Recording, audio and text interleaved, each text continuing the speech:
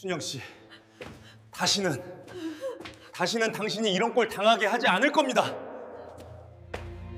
구독과 좋아요 눌러주신 분께 무지개처럼 반가운 소식이 찾아가길 바랍니다.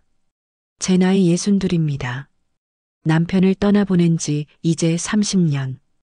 그 사이 제 심장이 멈췄다고 생각했습니다. 아니, 멈춘 줄 알았습니다. 단지 호흡만 하고 밤만 넘기며 사는 잿빛 인생이라고 여겼습니다. 딸아이 키우고 손주들 보고 그래도 남은 시간이 있으면 청소일을 더 나가면서 그렇게 30년을 기계처럼 살아왔습니다. 그런데요, 그날이 온 겁니다. 딸아이가 억지로 등록해준 문화센터 수채화 교실. 젊은 날 잠시 꾸었던 꿈이었던 낡은 스케치북을 30년 만에 다시 품에 안는다는 것만으로 이 나이에도 제 마음이 설레었습니다. 붓에 묻힐 고운 물감색을 떠올리며 저도 모르게 콧노래를 흥얼거렸습니다. 그날따라 기분이 참 좋았습니다. 문화센터 복도 모퉁이를 돌던 바로 그때였습니다. 쿵! 저는 단단한 벽에 부딪혔다고 생각했습니다. 하지만 벽이 아니었습니다. 벽이라면 이렇게 뜨겁고 이렇게 탄력이 있을 리가 없었습니다. 그것은 사람의 가슴이었습니다. 30년 만에 처음 닿아보는 남편이 아닌 남자의 몸이었습니다. 제가 튕겨져 나갔습니다.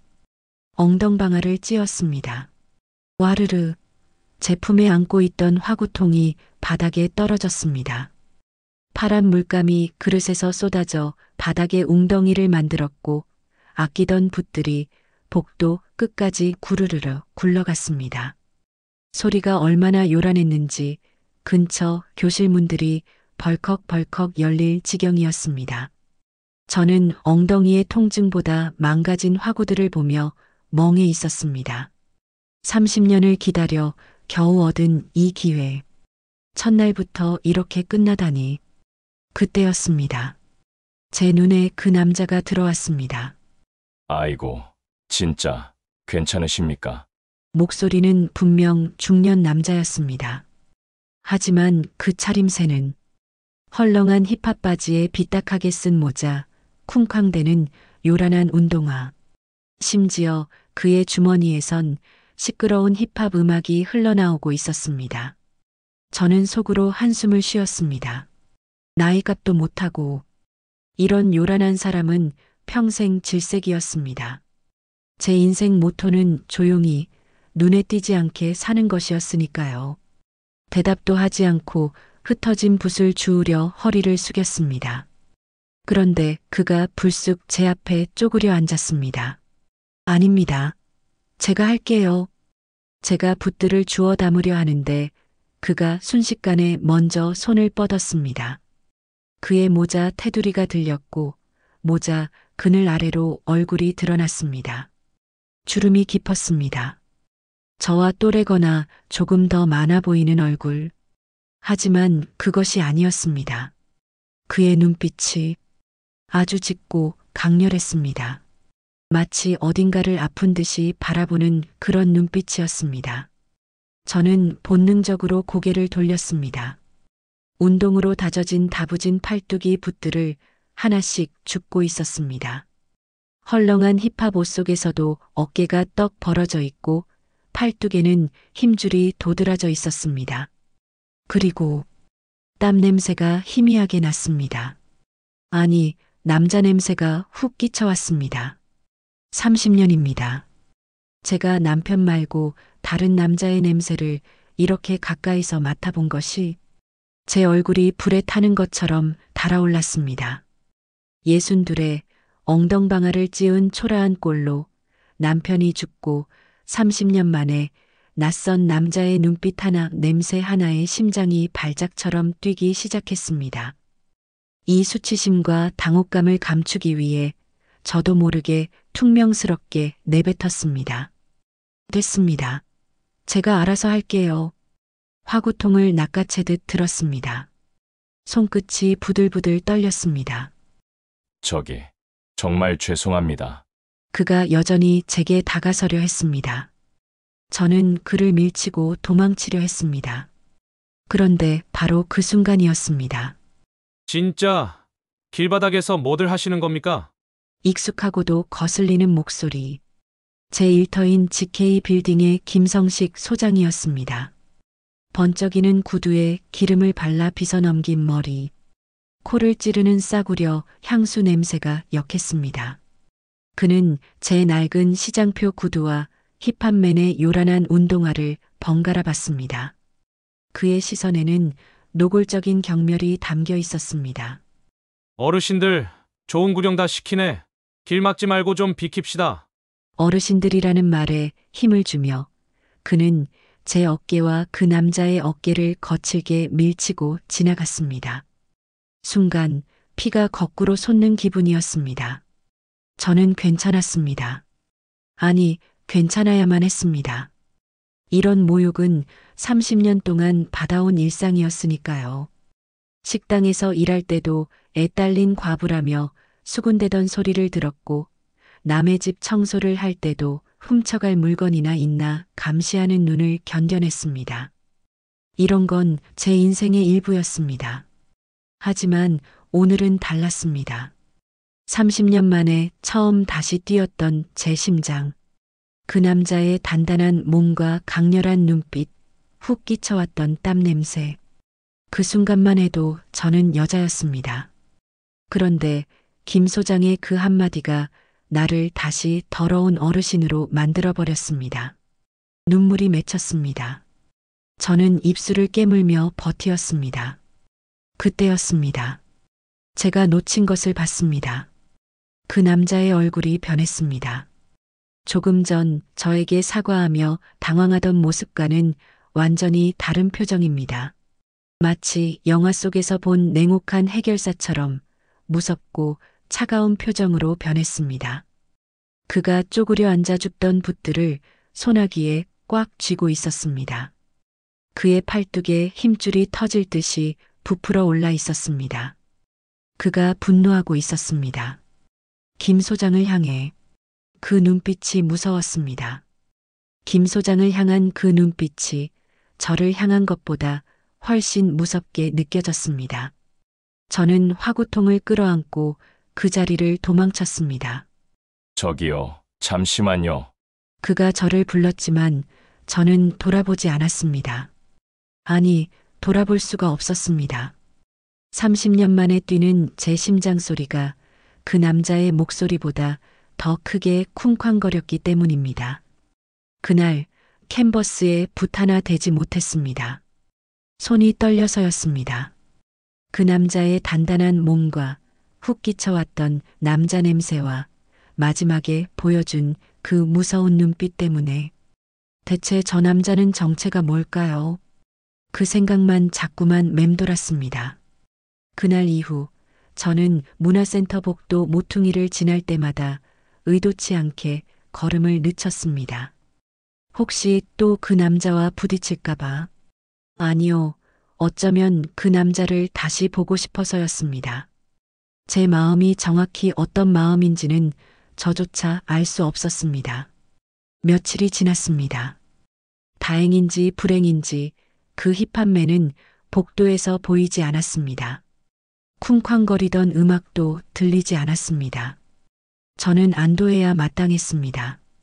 그런데 왠지 모를 헛헛함이 밀려왔습니다.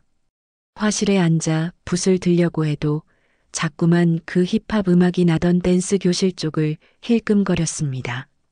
에이, 박순영. 늙어서 주책이야. 저는 스스로를 꾸짖었습니다. 하지만 그날따라 그림이 손에 잡히지 않았습니다. 잿빛 하늘을 그리려는데 자꾸만 그 남자의 서늘했던 눈빛이 떠올랐습니다. 그 분노, 그리고 땀으로 젖어있던 팔뚝의 그 힘줄. 저는 붓을 내려놓고 문화센터를 나섰습니다. 머리가 복잡할 때는 걷는 것이 최고였습니다. 문화센터 옆 작은 공원에는 늦가을 낙엽이 곱게 깔려 있었습니다. 벤치에 앉아 바스락거리는 낙엽 소리만 들었습니다. 한 손으로는 낡은 코트의 포켓을 쓸어내렸습니다. 동전이 몇 개 들어 있었습니다. 남편이 죽던 해에 처음 사왔던 이 코트. 벌써 30년을 입고 있었습니다. 그때였습니다. 저기, 심장이 발밑까지 떨어지는 것 같았습니다. 등 뒤에서 그 묵직하고 잊을 수 없었던 남자의 목소리가 들려왔습니다. 저기, 놀라게 해드렸다면 죄송합니다. 저는 화들짝 놀라 일어섰습니다. 그가 서 있었습니다. 오늘은 힙합 바지가 아닌 평범한 회색 면바지에 낡은 점퍼 차림. 하지만 삐딱하게 쓴 모자는 여전했습니다. 무슨 일이시죠? 제 목소리가 날카롭게 튀어나왔습니다. 그는 뒷머리를 긁으며 멋쩍은 듯 웃었습니다. 그 웃음이 자신 없어 보였습니다. 그날, 복도에서요. 그가 말을 이었습니다. 복도에서 제대로 사과하지 못해서 미안했다고. 자기가 칠칠치 못해서라고. 그 과정에서 저까지 봉변을 당하게 해서 미안했다고 말했습니다. 그가 봉변이라는 단어를 쓸 때 그날 복도에서 보여주었던 그 서늘한 눈빛이 한번 스쳐 지나갔습니다. 저는 본능적으로 한 걸음 물러섰습니다. 그가 제 긴장을 눈치챘는지 어색하게 웃어 보였습니다. 앉으시죠. 제가 커피라도 한 잔. 그는 말이 채 끝나기 전에 옆 자판기로 뛰어가 따뜻한 캔 커피 2개를 뽑아왔습니다. 이런 것밖에 없네요. 그가 내민 커피는 검은색이었습니다. 블랙. 저는 평생 블랙 커피를 마셔본 적이 없었습니다. 고맙습니다. 저는 그 검은 캔을 받아들었습니다. 그의 손끝이 제 손등을 스쳤습니다. 아, 그의 손은 겉보기와 다르게 거칠었습니다. 30년 전 제 남편의 손처럼 굳은 살이 박혀 있는 손이었습니다. 그 거친 감촉이 제 손등에 닿는 순간 전기가 올랐습니다. 그날 복도에서 부딪혔을 때와는 다른 낯선 감각이었습니다. 저는 화들짝 놀라 커피캔을 거의 빼앗다시피 받아들고 벤치에 앉았습니다. 그도 제 옆에 한 뼘쯤 거리를 두고 앉았습니다. 우리는 한참 동안 아무 말도 하지 않았습니다. 그저 캔 커피를 쥔 손만 꼼지락거렸습니다. 춤을 춥니다. 그가 먼저 입을 열었습니다. 저는 그가 무슨 말을 하려는지 알아챘습니다. 자신이 춤을 춘다는 것. 그 댄스 교실에서 나오던 음악의 주인이 자신이라는 것. 그 힙합인지 뭔지. 하하, 창피하네요. 그가 비웃음을 섞어 말했습니다. 저는 묻지 않을 수 없었습니다. 왜 그런 걸 추는지. 나이도 있는 분이 말입니다. 아내가 3년 전에 먼저 갔습니다. 그의 목소리가 아주 작아졌습니다. 저는 아무 말도 할 수 없었습니다. 집안이 너무 조용하더군요. 텔레비전을 켜도 그 소리가 귀에 들어오는 게 아니라 벽을 때리고 나오는 소음으로만 들렸습니다. 그는 자신의 면바지를 내려다봤습니다. 아들이 아빠 그러다 죽는다고 뭐라도 하라고 자기 옷을 던져주고 갔습니다. 그가 가리킨 것은 그가 입은 옷이었습니다. 처음엔 창피해서 도망쳤습니다.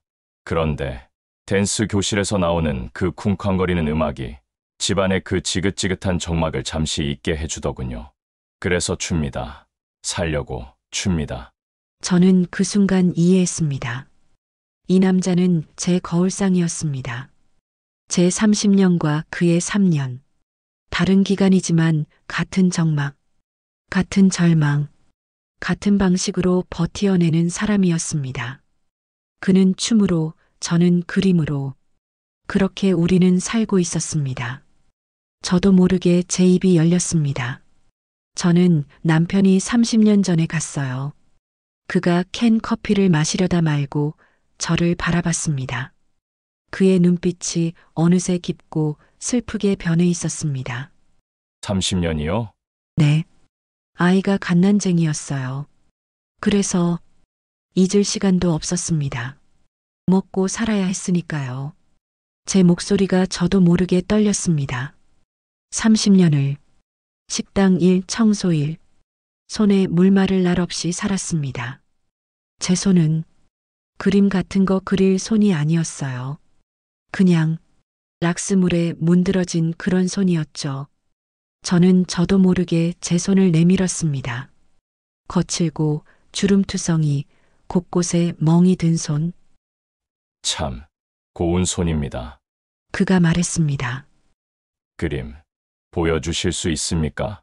저는 아무 대답도 하지 못했습니다.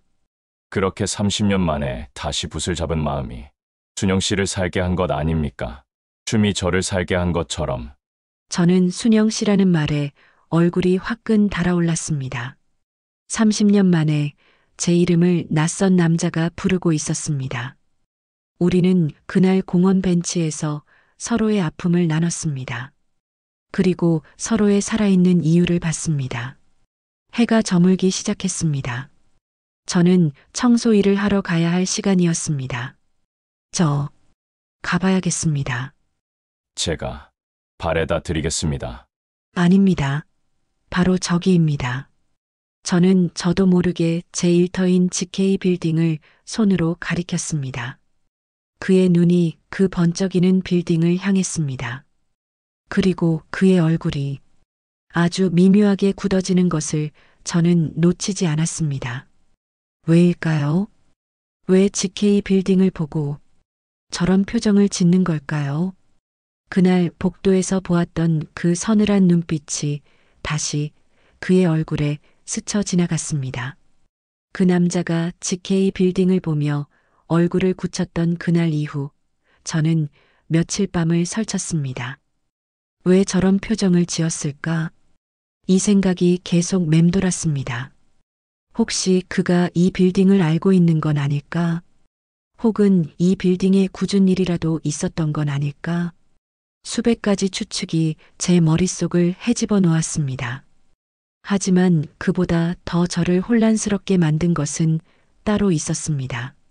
순영 씨, 공원 벤치에서 그가 부르던 제 이름, 그 묵직한 목소리, 그리고 공원에서 커피를 건네줄 때 제 손등을 스쳤던 그 남자의 손길이 계속 떠올랐습니다.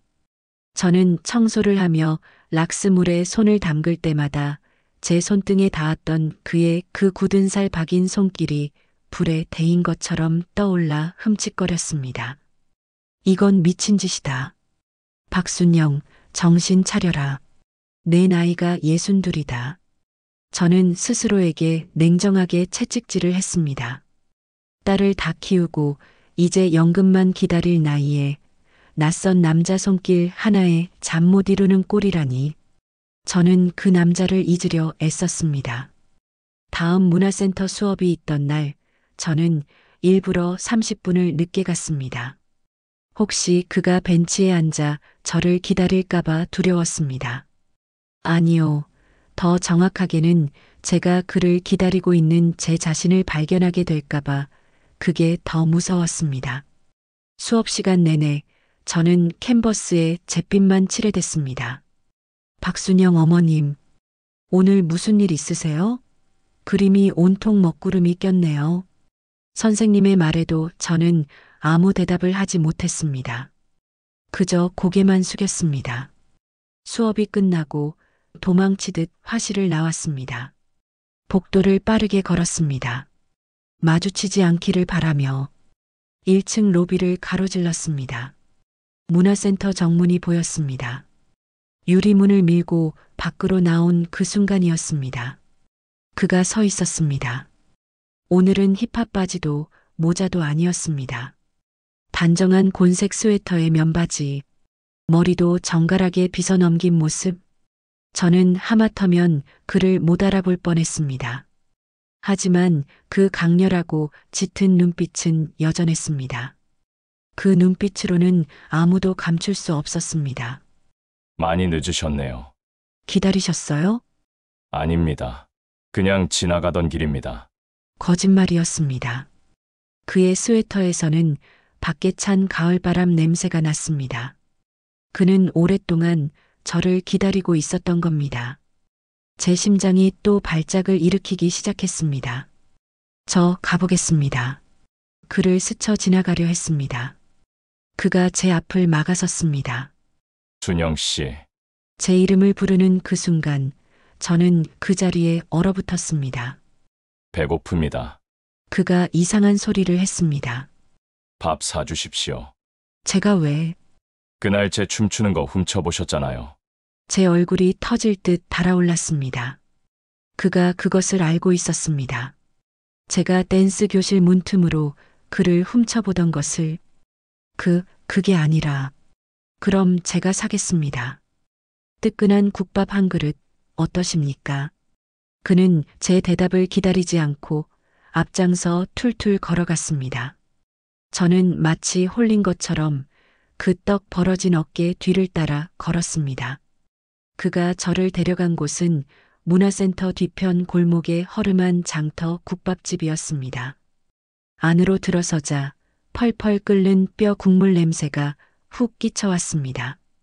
이것은 제 30년 인생이 고스란히 담겨 있는 그런 정겨운 냄새였습니다. 여기요. 국밥 2그릇. 특으로 주쇼. 밥 많이. 그가 자리에 앉자마자 외쳤습니다. 목소리가 크고 거칠었습니다. 하지만 왠지 편했습니다. 이런 곳은 이런 목소리가 어울렸습니다. 특은 다 못 먹는데 먹다 남겨도 됩니다.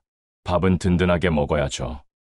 그는 그렇게 말하며 제 앞에 놓인 깍두기 그릇을 자기 쪽으로 끌어당겼습니다. 이 집 깍두기가 기가 막힙니다. 그가 깍두기 그릇에서 제일 맛나 보이는 놈을 골라 제 뚝배기 뚜껑 위에 올려주었습니다. 그의 거친 손가락이 노쇠 뚜껑에 닿아 달그락하는 맑은 소리를 냈습니다. 저는 그 깍두기 하나를 가만히 바라봤습니다. 30년이었습니다. 남편이 죽고 30년 동안 단 한 번도 누군가가 제 밥그릇 위에 반찬을 올려준 적이 없었습니다. 저는 오히려 딸아이의 밥그릇 위에, 사위의 밥그릇 위에만 올려주었습니다. 제 눈시울이 뜨거워졌습니다. 황급히 고개를 숙여 펄펄 끓는 국밥에 숟가락을 꽂았습니다. 이런 약한 모습을 보이고 싶지 않았습니다. 그도 아무 말 없이 땀까지 흘려가며 국밥을 먹었습니다. 정말 복스럽게 먹더군요. 그 단정한 얼굴로 뜨거운 국물을 후후 불어가며 먹는 모습이 왠지 모르게 좋아 보였습니다. 그때였습니다. 그가 국밥을 먹다 말고 물었습니다. 준영 씨, 그림 왜 그리십니까? 그냥 좋아서요. 아니, 그런 거 말고요. 그는 숟가락을 내려놓고 저를 바라봤습니다.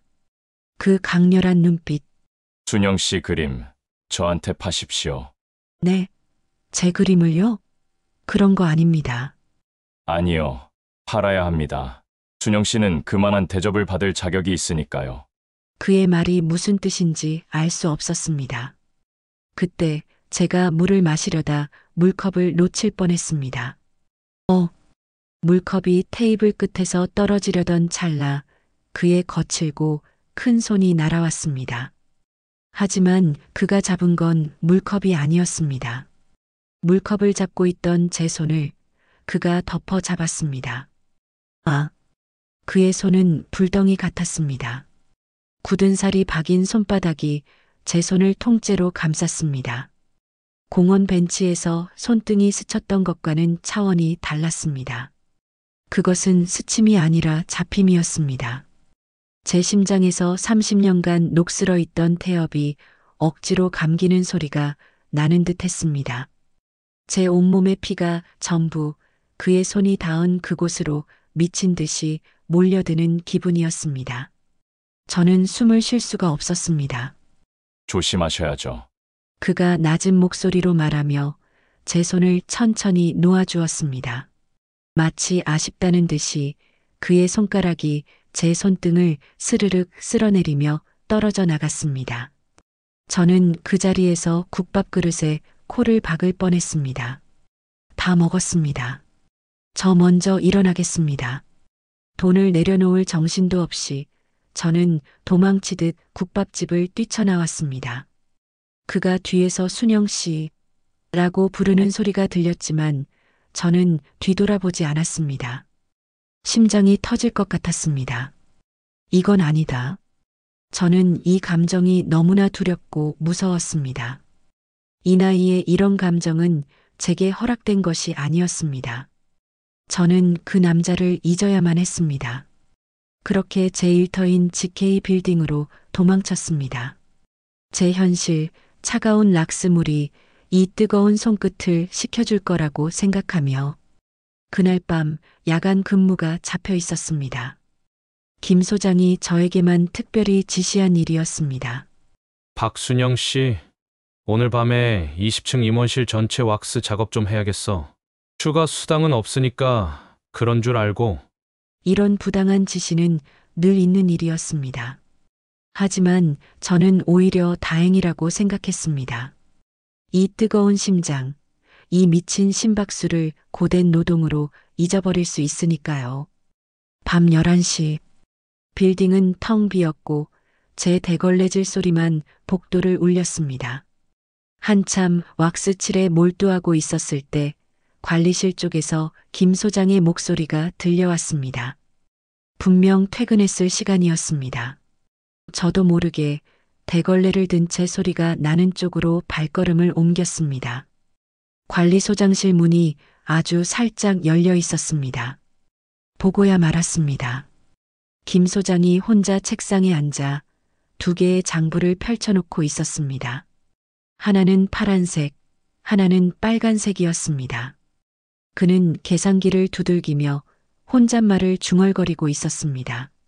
청소 비품 100개 발주, 실입고 20개, 80개는 내 주머니로 장부를 조작하고 있었습니다. 회사 돈을 횡령하고 있었습니다. 저 같은 청소부들 목까지 쥐어짜며 자기 주머니로 챙기고 있었습니다. 저는 그 자리에 얼어붙었습니다. 심장이 이전처럼 뛰던 것과는 비교도 안 될 만큼 공포로 미친 듯이 쿵쾅거렸습니다. 저는 뒷걸음질을 쳤습니다. 이걸 못 본 거야. 그렇게 발을 빼려던 순간이었습니다. 쨍그랑 제 작업복 주머니에 있던 100원짜리 동전이 바닥으로 떨어져 굴러갔습니다. 그것이 복도의 정적을 갈기갈기 찢어버렸습니다. 누구야? 김 소장의 차갑고 날카로운 목소리가 제 심장을 꿰뚫었습니다. 끽. 관리소장실 문이 열리고 김 소장의 그림자가 복도에 길게 드리워졌습니다. 그의 손에는 두꺼운 장부가 들려 있었습니다. 저는 그 자리에 얼어붙었습니다. 그의 눈이 제 얼굴을, 제 손에 들린 왁스통을, 그리고 열린 관리소장실 문을 번갈아 봤습니다. 그는 알아차렸습니다. 제가 들었다는 것을. 왁스칠을 문에 귀를 대고 합니까? 그의 목소리에는 노골적인 위협이 담겨 있었습니다. 저 소장님 왁스 칠하다가. 제 목소리가 염소처럼 떨렸습니다. 저는 순간 깨달았습니다. 이대로 끝일 수도 있다는 것을. 30년간 딸 하나만 바라보고 버텨온 인생이 이 더러운 빌딩 복도에서 이렇게 끝날 수도 있다는 것을. 그때 1980년대 식당 주방에서의 기억이 스쳐 지나갔습니다. 그때도 저는 위기를 모면했었습니다. 저는 눈을 한번 질끈 감았다 떴습니다. 제 손에 들린 왁스통을 의도적으로 제 발 앞으로 와장창 엎어버렸습니다. 아, 죄송합니다. 소장님. 끈적하고 미끄러운 왁스 용액이 복도 바닥을 순식간에 뒤덮었습니다. 김 소장이 기겁을 하며 뒷걸음질을 쳤습니다. 이 여편네가. 더러운 욕설이 튀어나왔습니다.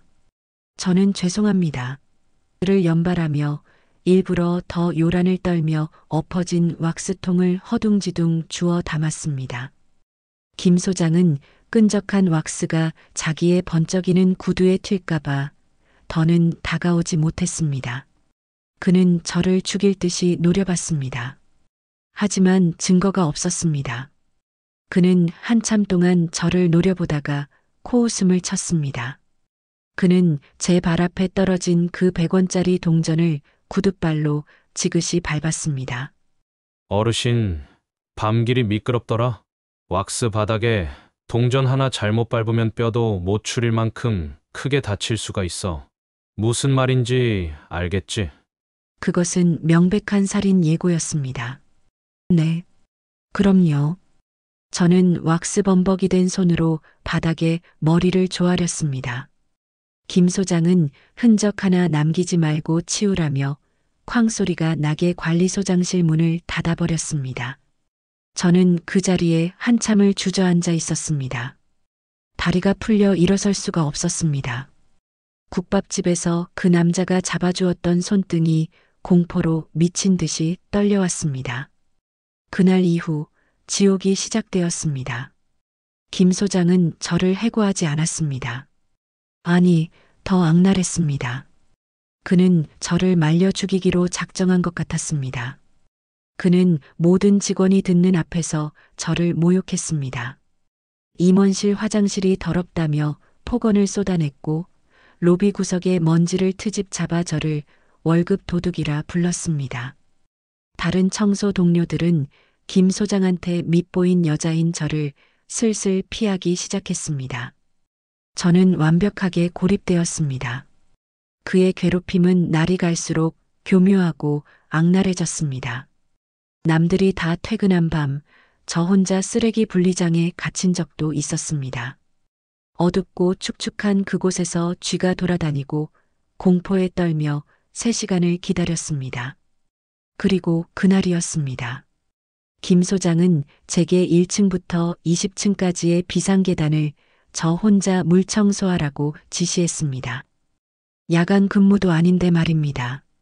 제가 망설이자 그는 제 딸 서연의 이름을 거론했습니다.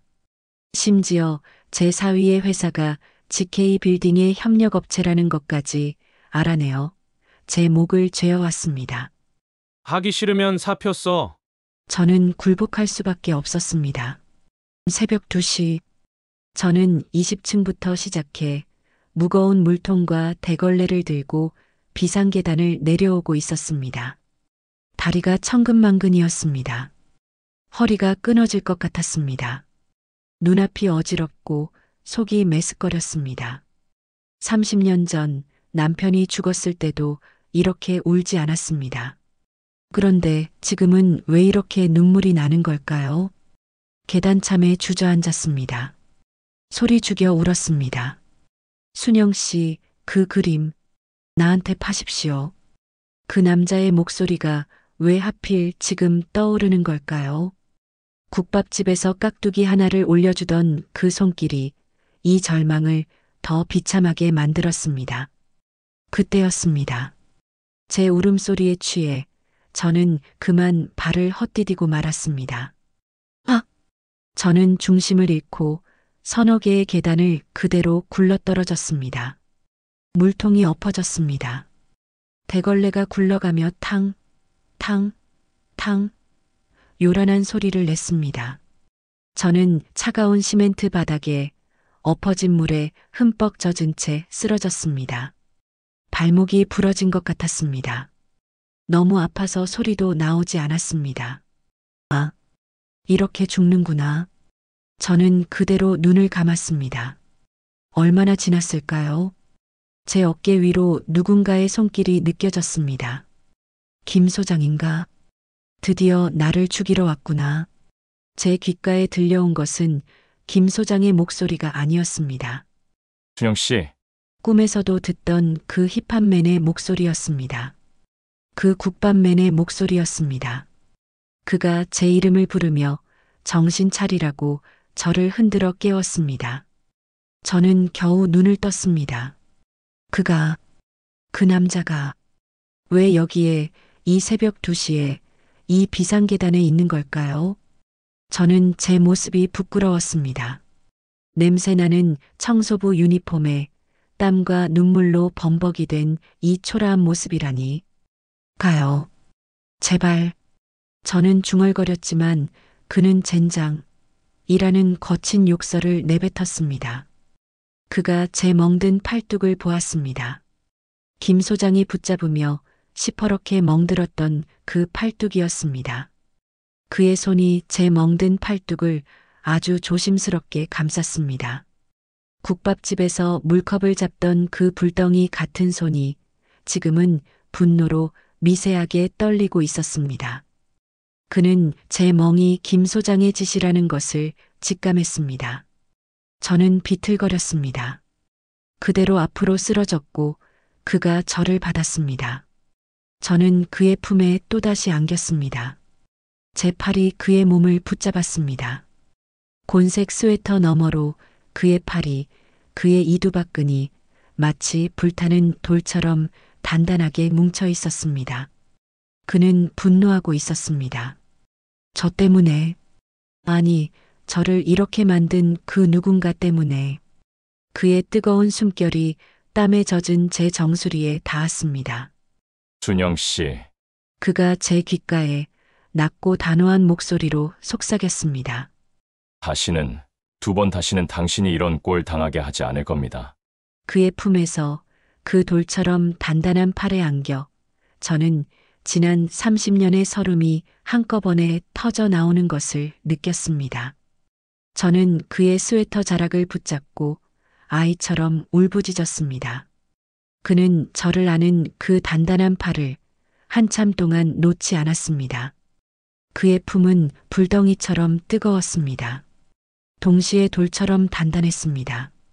GK 빌딩 비상계단의 차가운 시멘트 바닥과는 정반대의 감각이었습니다. 저는 30년 만에 처음으로 타인의 온기에 기대어 울부짖었습니다. 남편이 죽었을 때도 이불을 뒤집어 쓰고 소리 죽여 울었던 저였습니다. 딸아이 앞에서는 약한 모습을 보일 수 없었기 때문입니다. 그런데 지금 이 낯선 남자의 곤색 스웨터 자락을 찢어질 듯 붙잡고 지난 30년의 서름을 짐승처럼 토해내고 있었습니다. 그는 그저 묵묵히 제 등을 토닥였습니다. 그의 거친 손바닥이 땀과 오물로 젖은 제 청소부 유니폼 등을 마치 세상에서 가장 소중한 것을 다루듯이 아주 천천히 그리고 조심스럽게 쓸어내렸습니다. 얼마나 울었을까요? 울 힘조차 남지 않았을 때 그가 제 허리를 안았던 팔을 풀었습니다.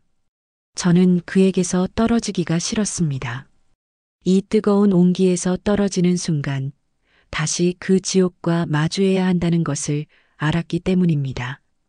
그가 제 젖은 얼굴을 가만히 들여다봤습니다. 그의 짙은 눈동자에 눈물과 땀으로 범벅이 된 제 초라한 얼굴이 비쳤습니다. 저는 부끄러움에 고개를 숙이려 했지만 그가 제 턱을 붙잡았습니다. 준영 씨, 그의 목소리에는 저를 처음 만났을 때의 요란함이나 어색함이 아닌 아주 깊고 슬프면서도 제가 감히 감당할 수 없는 어떤 결심이 담겨 있었습니다. 그는 병원에 가야 한다며 제 발목을 걱정했습니다. 제가 괜찮다고 말하기도 전에 그가 저를 번쩍 안아들었습니다. 아! 저는 비명을 질렀습니다. 그의 팔이 한쪽은 제 등 뒤를, 다른 한쪽은 제 다리 오금을 받쳐들었습니다. 제 몸이 60년 평생 처음으로 남편이 아닌 남자의 품에 공주님처럼 안겨 있었습니다. 내려주세요. 저 무거워요.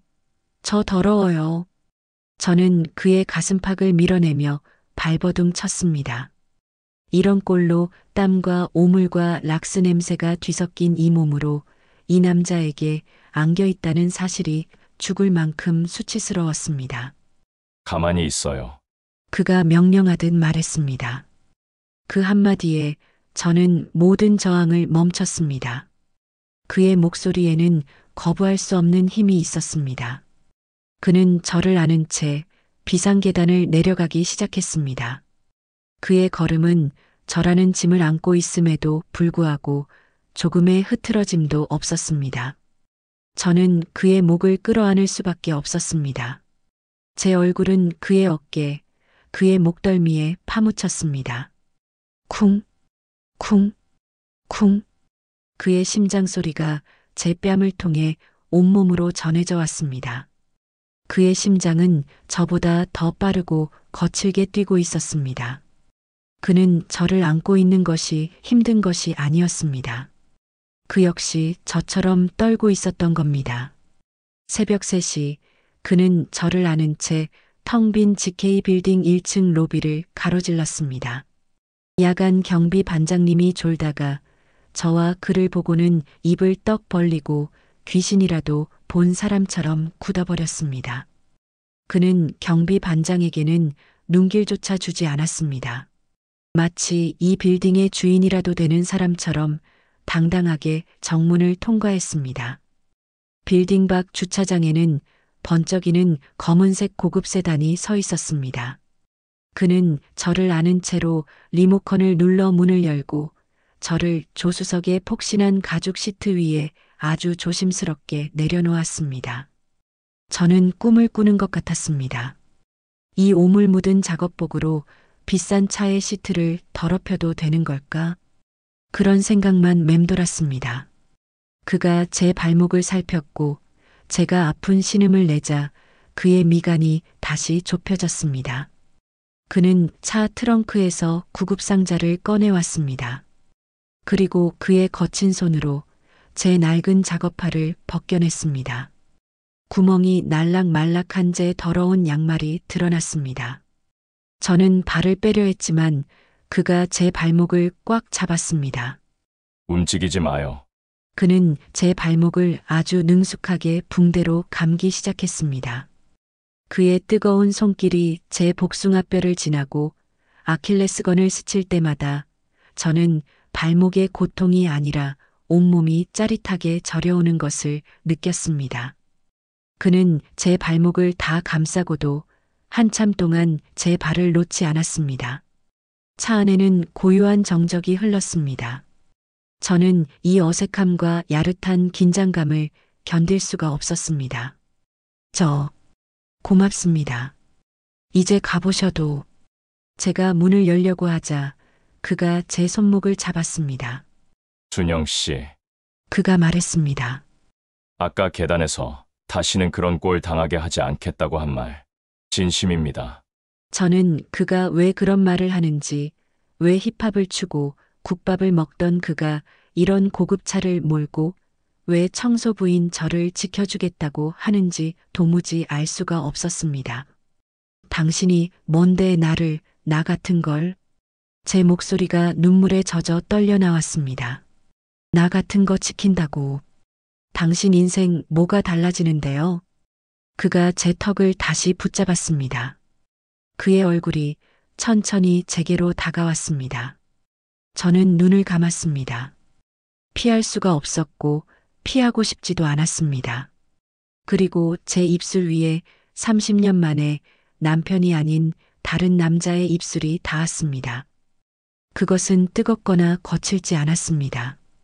아주 조심스럽고 부드러우며 너무나도 애틋했습니다. 깨지기 쉬운 유리그릇을 다루듯이 그는 제 아랫입술을 아주 가볍게 물었다 놓았습니다. 제 심장이 멎어버린 것 같았습니다. 30년간 멈춰있던 심장이 다시 뛰기 시작한 것이 아니라 그 순간 아예 멎어버린 것만 같았습니다.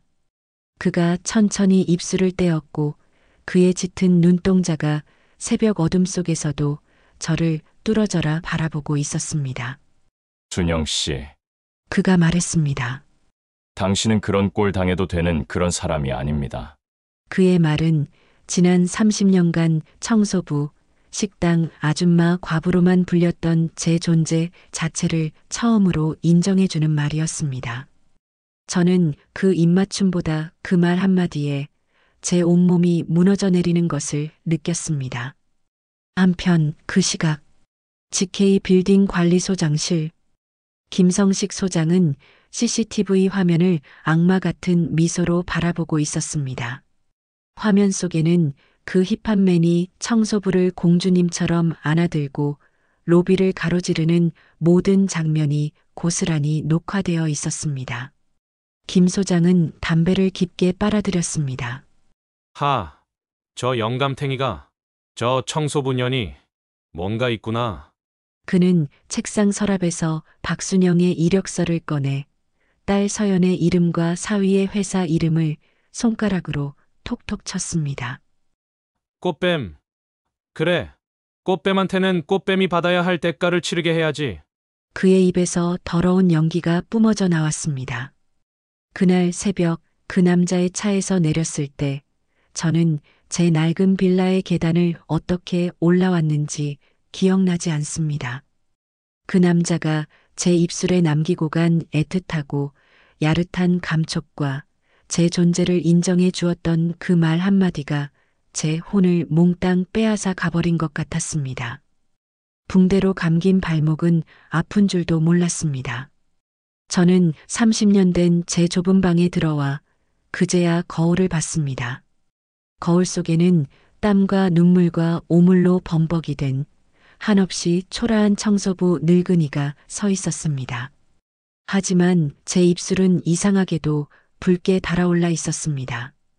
당신은 그런 꼴 당해도 되는 사람이 아닙니다. 그의 목소리가 귓가에 맴돌았습니다. 저는 그 자리에 주저앉아 소리 없이 울었습니다. 비상계단에서 흘렸던 서러움의 눈물이 아니었습니다. 30년 만에 제가 여자라는 것을 다시 깨달아버린 그런 기쁨과 슬픔이 뒤섞인 눈물이었습니다. 그 이후 모든 것이 변하기 시작했습니다. 그는 저를 병원에 데려다 주었고 의사에게 꼼꼼하게 제 상태를 물었습니다. 그리고 다음 날 죽 한 그릇을 사들고 저희 집 문 앞까지 찾아왔습니다. 저는 차마 문을 열어줄 수가 없었습니다. 이 냄새 나는 낡은 빌라, 제 초라한 살림살이를 그 고급차를 타는 남자에게 보여주고 싶지 않았습니다. 그는 한참 동안 문 밖에서 저를 부르다가 인기척이 없자 돌아갔습니다. 저는 문에 귀를 대고 그의 발소리가 멀어질 때까지 숨을 죽였습니다. 그 며칠은 꿈결 같았습니다. 제 발목은 기적처럼 빨리 나았습니다. 아니, 낫게 해야만 했습니다. 그를 다시 만나고 싶었으니까요. 하지만 그 무렵 김성식 소장의 괴롭힘은 이상할 정도로 조용했습니다. 그는 저를 보고도 예전처럼 욕을 하거나 트집을 잡지 않았습니다. 그저 가끔 복도에서 마주칠 때면 저를 보며 뱀 같은 미소를 지을 뿐이었습니다. 그 미소가 저를 협박하던 그 목소리보다 더 소름 끼치게 무서웠습니다. 그리고 사건은 제가 입맞춤을 한 지 일주일째 되던 날 터졌습니다. 그날은 제 근무가 없는 쉬는 날이었습니다.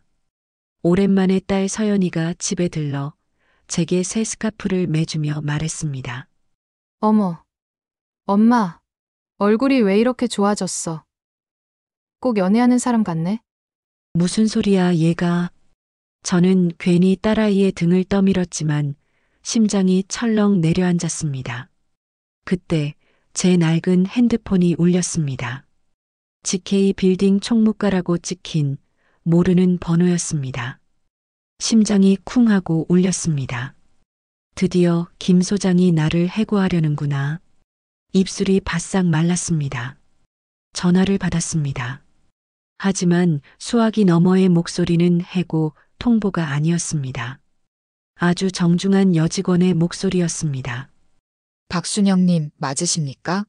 오늘 오후 2시까지 본사 20층 대회의실로 와주실 수 있으십니까? 네. 대회의실이요?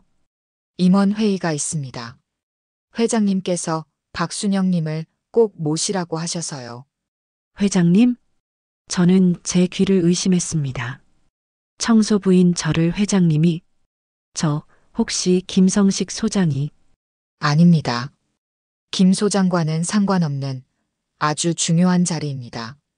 꼭 와주십시오. 전화는 그렇게 끊겼습니다. 엄마, 웬일이야? 혹시 우수사원이라도 된 거 아냐? 딸아이는 호들갑을 떨었습니다. 저는 불안했습니다. 하지만 한편으로는 아주 중요한 자리라는 그 말이 혹시 그 남자와 무슨 관련이 있는 것은 아닐까 하는 말도 안 되는 기대를 품었습니다. 오후 2시 저는 딸아이가 매준 새 스카프를 두르고 20층 대회의실 문 앞에 섰습니다. 제가 매일 왁스칠을 하던 그 육중한 문이었습니다. 안에서는 낮은 남자들의 목소리가 웅성거렸습니다. 저는 심호흡을 하고 문을 열었습니다. 그리고 저는 그 자리에 얼어붙었습니다.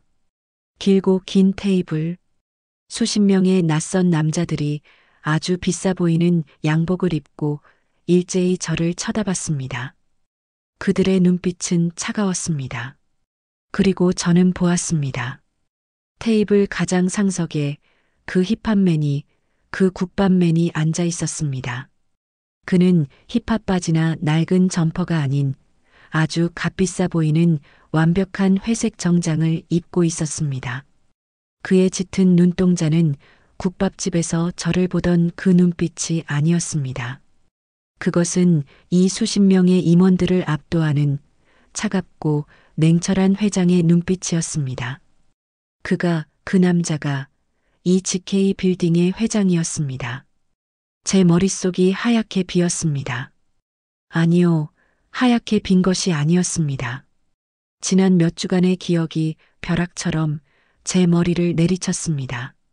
복도에서의 강렬한 충돌, 공원 벤치에서 나눈 사별의 아픔, 국밥집에서의 뜨거웠던 손길, 비상계단에서의 구출과 차 안에서의 애틋한 입맞춤까지 이 모든 것이 연극이었단 말입니까? 그는 처음부터 제가 이 빌딩의 청소부라는 것을 알고 있었습니다. 그는 처음부터 김 소장의 존재도 제가 당하는 모욕도 어쩌면 다 알고 있었을지 모릅니다. 그런데 모른 척 저를 힙합맨으로, 국밥맨으로 속였습니다. 저 같은 늙은 과부를 이 번쩍이는 빌딩의 회장님이 도대체 왜, 무엇 때문에 저를 가지고 논 것이란 말입니까? 저는 배신감보다 더 큰 절망감을 느꼈습니다. 그의 손을 잡았던 제 심장은 사실 이 거대한 회장님의 손바닥 위에서 놀아나고 있었던 겁니다. 그 순간 저를 괴롭히던 김 소장보다도 이 남자가 더 무섭고 잔인하게 느껴졌습니다. 그가 저를 쳐다보며 입을 열었습니다. 박순영 씨, 그 순간 문이 거칠게 열리며 김성식 소장이 땀으로 범벅이 된 채 회의실로 뛰어들어왔습니다. 그의 손에는 CCTV 화면을 인쇄한 종이 뭉치가 들려 있었습니다. 회장이 차갑게 말했습니다. 김성식 소장, 당신은 해고야. 해고 좋습니다. 하지만 그 전에 이것부터 보시죠. 김 소장이 모든 임원이 볼 수 있도록 그 사진들을 테이블에 뿌렸습니다. 그것은 일주일 전 그날 새벽 그가 저를 공주님처럼 안아들고 로비를 가로지르던 바로 그 CCTV 사진이었습니다. 모든 임원들이 경악했습니다. 저 청소부. 회장님이 저런 여자랑. 그들의 경악과 경멸이 담긴 수군거림이 제 귀를 벌레처럼 파고들었습니다. 저런 여자랑 그 수군거림이 제 심장에 박혔습니다. 30년 전이 떠올랐습니다. 남편이 죽고 식당 일을 다시 시작했을 때 저 과부 꼬리치는 것 좀 봐. 남편 잡아먹고 독한 년. 저는 아무것도 하지 않았습니다. 그저 딸아이 밥 먹이려고 남들보다 2배로 설거지를 하고 짬밥을 날랐을 뿐입니다. 하지만 세상은 젊은 과부라는 이유만으로 저를 더러운 여자로 만들었습니다. 그때마다 저는 이를 악물었습니다. 괜찮다. 나는 엄마다. 그렇게 30년을 저는 여자의 길을 포기하고 그저 엄마로, 노동자로만 살았습니다.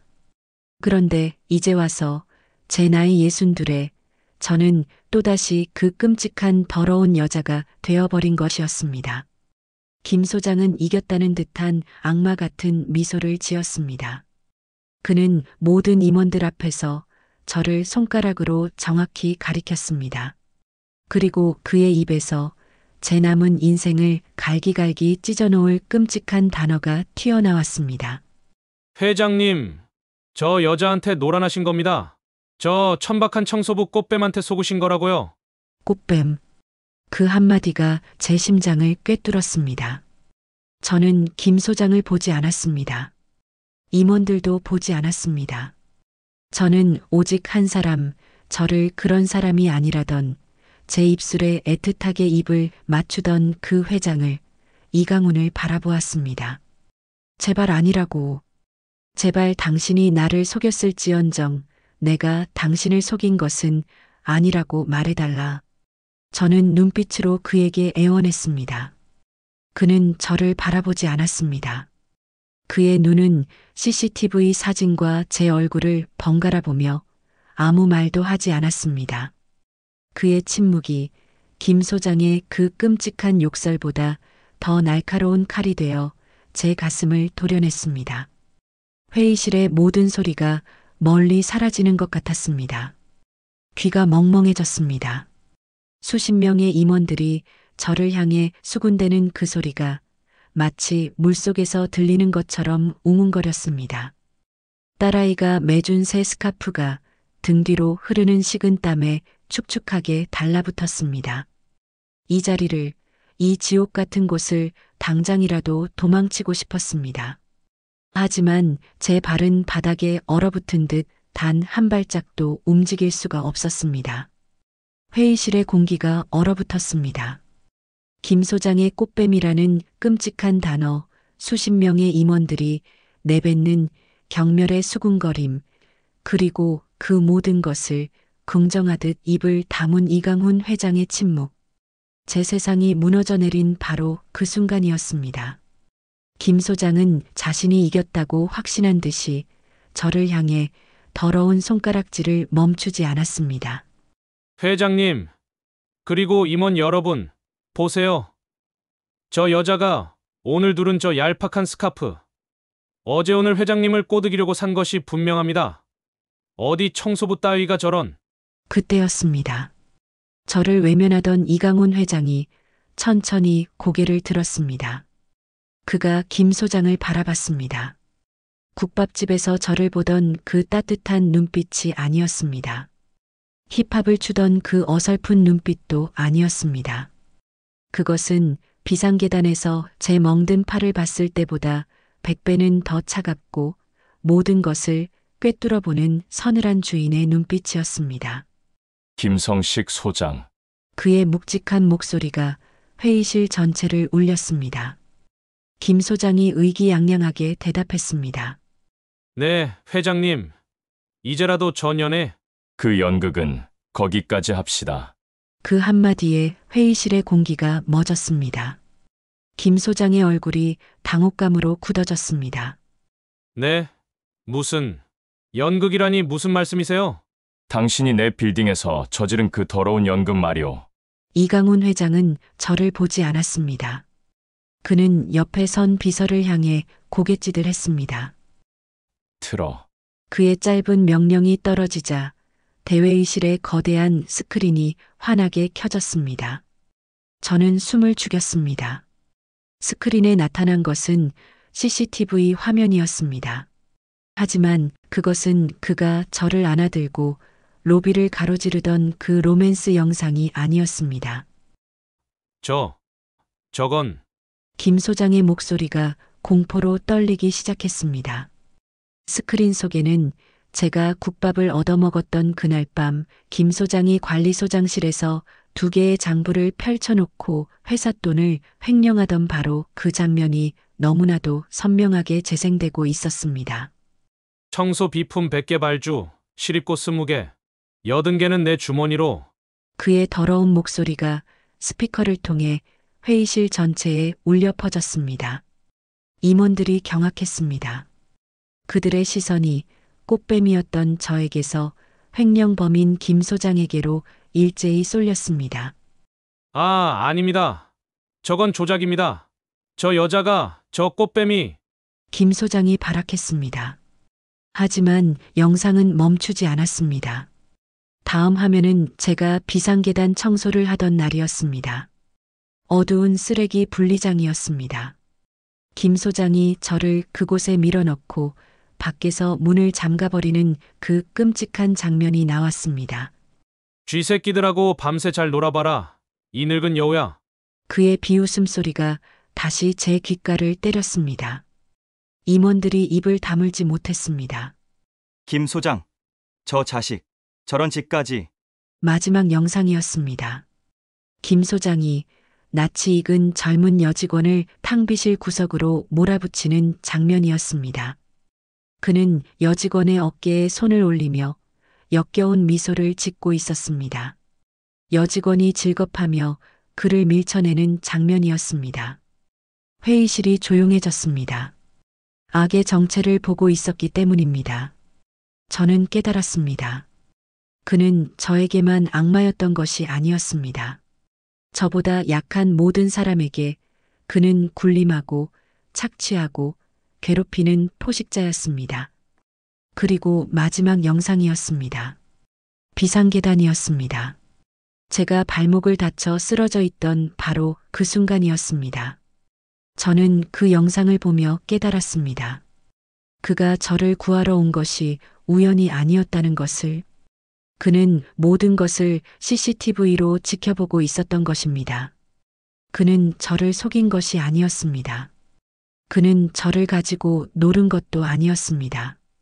그는 힙합맨으로 제 주위를 맴돌며 김 소장의 횡령 증거를, 저를 향한 괴롭힘의 증거를, 그리고 저도 모르는 다른 직원들의 피해 증거까지 모두 수집하고 있었던 것입니다. 제 심장이 다시 뛰기 시작했습니다. 배신감으로 멎었던 그 심장이 고마움과 미안함과 알 수 없는 뜨거운 감정으로 폭발할 듯이 뛰었습니다. 저건 저 여자가 나를 유인한. 김 소장은 더 이상 변명도 하지 못하고 그 자리에 주저앉았습니다. 그의 얼굴은 땀이 아니라 눈물과 콧물로 범벅이 되어 비굴하게 일그러져 있었습니다. 살려주십시오. 회장님. 제가 죽을 죄를 지었습니다. 이강훈 회장은 그를 쳐다보지도 않았습니다. 그는 저를 바라봤습니다. 국밥집에서 저를 보던 그 따뜻한 눈빛으로 저를 바라봤습니다. 그의 눈빛은 마치 이제 괜찮습니다. 순영 씨라고 말하는 것 같았습니다. 그가 보안팀을 향해 손짓하자 덩치 큰 남자들이 들어와 김 소장의 양팔을 붙잡았습니다. 김 소장은 잘못했습니다를 연신 외치며 짐승처럼 끌려나갔습니다. 회의실에는 조금 전과는 다른 정적이 찾아왔습니다. 수십 명의 임원들은 이제 저를 꽃뱀으로 보지 않았습니다. 그들은 저를 회장의 여자로 보고 있었습니다.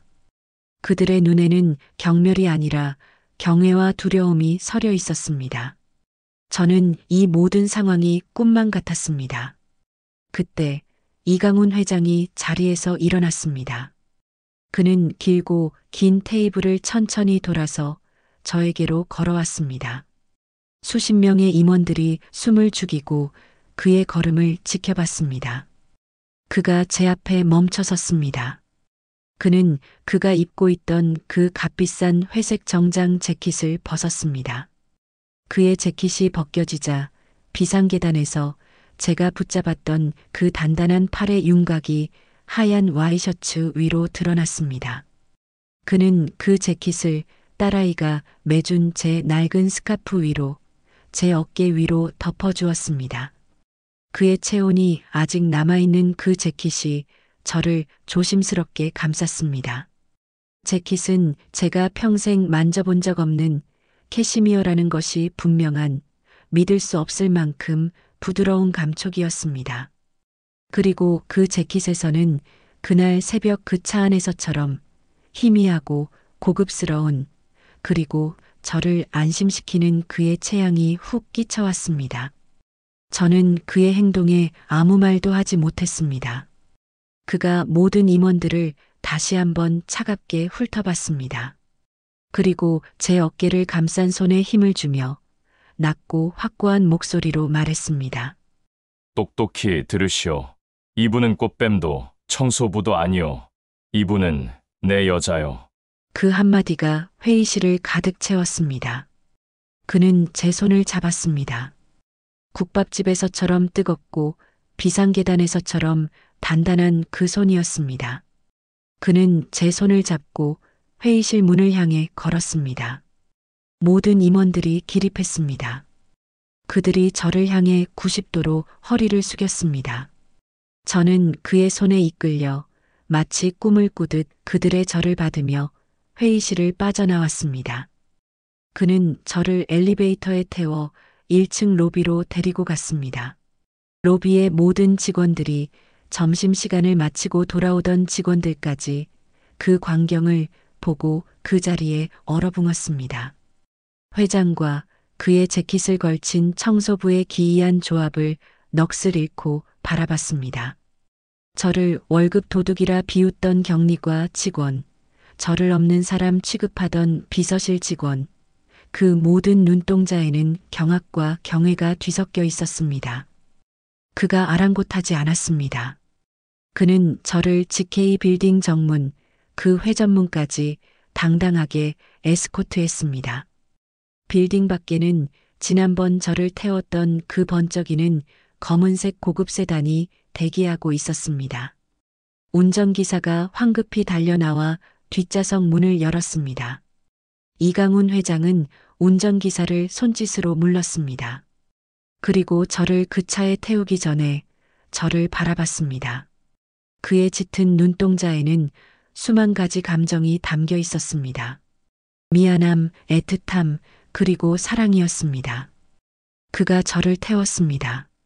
그의 재킷을 걸친 초라한 청소부였던 박순영을 세상에서 가장 귀한 사람처럼 그 차에 태웠습니다. 그가 직접 문을 닫아주었습니다. 차 문이 턱하는 그날 새벽에 들었던 그 부드럽고 묵직한 소리를 내며 닫혔습니다. 저는 차 안의 부드러운 가죽 냄새와 제 어깨에 걸쳐진 그의 재킷 냄새에 둘러싸여 이 모든 것이 현실이라는 것을 겨우 깨닫고 있었습니다. 그의 재킷을 걸친 채 그의 차에 올라탄 저는 그날 제가 어떻게 낡은 빌라로 돌아왔는지 기억나지 않습니다. 그가 저를 바래다 주었고 그는 제 집 앞에서 한참 동안 떠나지 못했습니다. 그는 저에게 미안하다고 했습니다. 저를 속일 생각은 아니었지만 김 소장의 꼬리를 잡기 위해서는 어쩔 수 없었다고 했습니다. 그는 제 손을 잡으며 순영 씨, 내 진심을 믿어달라고 말했습니다. 저는 아무 대답도 하지 못했습니다. 회장님이라는 그의 정체보다 그가 저를 지키기 위해 그 모든 일을 했다는 사실이, 그리고 제게 꽃뱀이라는 누명이 씌워지는 그 순간 그가 느꼈을 분노가 제 가슴을 더 아프게 했습니다. 그의 손을 잡고 있던 제 손에 눈물이 뚝뚝 떨어졌습니다. 그날 이후 모든 것이 변했습니다. 저는 더 이상 GK 빌딩의 청소부가 아니었습니다. 김성식 소장은 횡령 및 협박, 성희롱 등 온갖 죄목으로 고발당해 경찰의 조사를 받게 되었습니다. 빌딩의 모든 직원들은 저를 회장님의 여자라 부르며 어려워했습니다. 이강훈 회장, 아니 강훈 씨는 저를 GK 빌딩 전속 큐레이터로 특별 채용했습니다. 순영 씨의 그 따뜻한 그림이 우리 빌딩 로비에 걸렸으면 합니다. 순영 씨의 그림을 보며 모든 직원이 위로를 받았으면 합니다. 저는 한사코 거절했습니다. 제가 뭘 안다고 이 나이에 큐레이터 같은 거창한 일을 하겠습니까? 하지만 그는 막무가내였습니다. 결국 저는 제 낡은 청소부 유니폼 대신 난생 처음 입어보는 단정한 정장을 입고 GK 빌딩으로 다시 출근하게 되었습니다. 제 첫 번째 임무는 1층 로비에 걸릴 그림을 고르는 것이었습니다. 강훈 씨는 제 수채화 교실에서 그렸던 그 잿빛 하늘에 무지개가 뜬 저의 첫 그림을 골랐습니다. 나는 이 그림이 순영 씨를 처음 만났던 그날의 나를 보는 것 같아서 좋습니다. 그의 말에 저는 또 얼굴이 붉어졌습니다. 딸 서연이는 이 모든 상황을 믿지 못했습니다. 엄마, 이게 꿈이야 생시야. 우리 엄마가 회장님, 아니 아저씨, 아니 뭐라고 불러야 해? 딸아이는 저보다 더 기뻐하며 강훈 씨를 새아빠로 흔쾌히 받아들였습니다. 장모님, 아니, 박 큐레이터님, 우리 회사 GK 빌딩 협력업체입니다. 잘 부탁드립니다. 사위 녀석도 너스레를 떨었습니다. 그들의 웃음소리를 듣는 것이 30년 만에 처음으로 정말 행복했습니다. 모든 것이 제자리를 찾은 것 같던 어느 날 강훈 씨가 저를 문화센터로 불렀습니다. 저는 당연히 수채화 교실인 줄 알았는데 그가 저를 이끈 곳은 제가 그를 훔쳐보았던 그 힙합 댄스 교실이었습니다. 강훈 씨, 여기서 뭐해요? 난 이런 거 못 춰요. 제가 손사래를 치며 도망가려는데 그가 제 손을 꽉 잡았습니다. 준영 씨, 나 당신한테 제대로 보여주고 싶은 게 있습니다. 그는 힙합복이 아닌 아주 멋진 댄스 스포츠 복장을 하고 있었습니다. 그리고 그는 제게도 하늘하늘한 왈츠 드레스가 담긴 상자를 내밀었습니다. 이걸 저더러 입으라고요? 오늘은 나랑 힙합 말고 우리 춤을 춥시다. 그날 문화센터의 힙합 댄스 교실에서는 쿵쾅거리는 비트 대신 아주 부드럽고 낭만적인 왈츠 음악이 흘러나왔습니다. 수줍게 드레스를 갈아입고 나온 저를 강훈 씨가 아주 뜨거운 눈빛으로 바라봤습니다. 마치 세상에서 가장 아름다운 것을 보는 사람처럼 말입니다. 그가 제게 손을 내밀었습니다. 준영 씨, 내 남은 인생의 파트너가 되어 주시겠소? 저는 제 거칠고 투박한 손을 국밥집에서 그가 잡아주었던 그의 크고 따뜻한 손 위에 수줍게 올렸습니다. 그가 제 허리를 감싸 안았습니다. 저는 그의 어깨에 손을 올렸습니다. 그의 단단한 몸과 제 몸이 하나가 되었습니다. 우리는 왈츠 음악에 맞춰 서툴지만 천천히 발을 맞추기 시작했습니다. 한 걸음 그리고 또 한 걸음. 30년 전 잿빛으로 멈춰버렸던 제 인생이었습니다. 3년 전 정막 속에서 멈춰버렸던 그의 인생이었습니다. 그렇게 멈춰버렸던 두 개의 심장이 지금 하나의 음악에 맞춰 다시 뛰고 있었습니다. 춤을 추는 동안 오래된 문화센터의 그 낡은 거울에 우리가 비쳤습니다. 62의 여자와 65의 남자.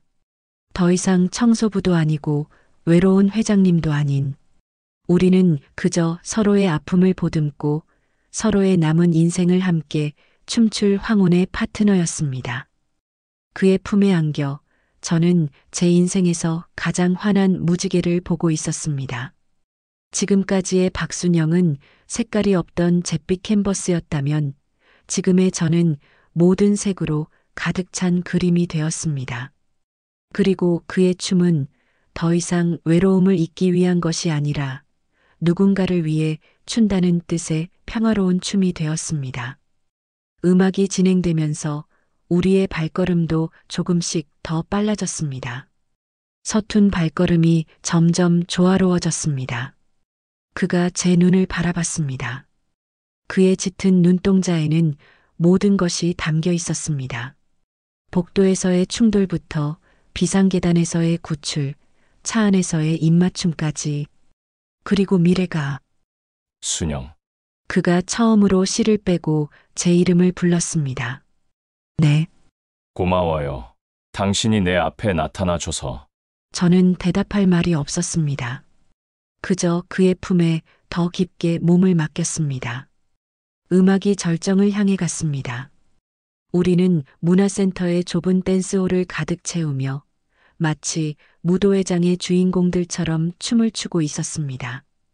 왈츠의 마지막 음표가 울려 퍼질 때 그는 저를 부드럽게 회전시켰습니다. 그리고 저는 다시 그의 품으로 돌아갔습니다. 음악이 끝났습니다. 하지만 우리의 춤은 끝나지 않을 것입니다. 이것은 시작이었으니까요. 춤추는 회장님과 새벽의 화가. 그 낭만은 한 폭의 그림처럼 영원히 남을 것입니다. 1년이 지났습니다. GK 빌딩의 1층 로비에는 제 그림 옆에 새로운 공간이 생겼습니다. 보이지 않는 사람들을 위한 공간. 강훈 씨는 제 그림이 담은 위로가 건물 곳곳에 전해지길 원했고, 이제 그 건물은 따뜻한 곳으로 변했습니다. 저는 더 이상 청소부나 꽃뱀으로 불리지 않습니다. 저는 박순영입니다. 63세 박순영입니다. 누군가의 엄마이면서 동시에 누군가의 사랑하는 여자입니다. 그리고 매주 목요일 우리는 여전히 문화센터의 그 댄스 교실에 갑니다. 힙합 음악은 이제 더 이상 외로움을 잊기 위한 것이 아니라 함께 춘다는 의미의 음악이 되었습니다. 그의 단단한 팔이 제 허리를 받쳐주고 제 손이 그의 어깨를 안을 때 저는 깨닫습니다. 이것이 바로 사랑이라는 것을, 이것이 바로 삶이라는 것을. 30년을 기다렸지만 기다린 보람이 있었습니다. 왜냐하면 이 사람 앞에서 저는 다시 여자가 될 수 있었으니까요. 오늘 저희가 함께 나눈 삶의 빛깔은 어떠셨나요? 비가 갠 뒤에야 무지개가 뜨듯이 모든 시련의 끝에는 분명 새로운 빛이 기다리고 있을 것입니다. 이 무지개빛 인연이 계속 이어질 수 있도록 구독과 좋아요로 그 마음을 보여주세요. 주인공이 겪어낸 세월에 대해 지혜가 담긴 한마디도 댓글로 꼭 부탁드립니다. 당신의 삶에도 다채로운 행복이 깃들기를 바라며 인생사연 무지개였습니다.